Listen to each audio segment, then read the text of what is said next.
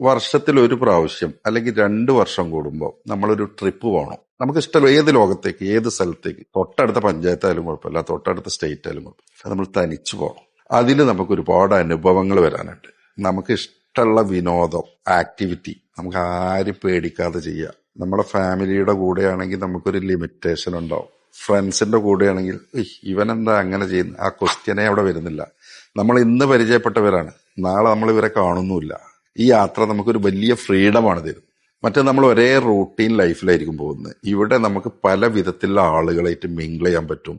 അവരെ ഭക്ഷണം എന്താന്ന് മനസ്സിലാക്കാൻ പറ്റും. താഴേക്കിടലുള്ള ആളുകളായിട്ട് സംസാരിക്കാൻ പറ്റും. മേലേക്കിടലുള്ള ആളുകളുണ്ടാവും. മിങ്കിളായിരിക്കും. അത് നമുക്ക് ഒരുപാട് എക്സ്പീരിയൻസ് തരും ആ യാത്ര. എനിക്ക് സജസ്റ്റ് ചെയ്യാല്ലേ, അങ്ങനെ നിങ്ങൾക്ക് സമയം കിട്ടുകയാണെങ്കിൽ ഒരു പ്രാവശ്യം 2 വർഷം കൂടുമ്പോൾ ഒരു 2-3 ദിവസം ഒരു സോളോ ട്രിപ്പ് നിങ്ങൾ ഇഷ്ടപ്പെട്ട ഡെസ്റ്റിനേഷനിലേക്ക് നിങ്ങൾ അന്ന് പരിചയപ്പെടുന്ന ആളുടെ കൂടെ പോകണം.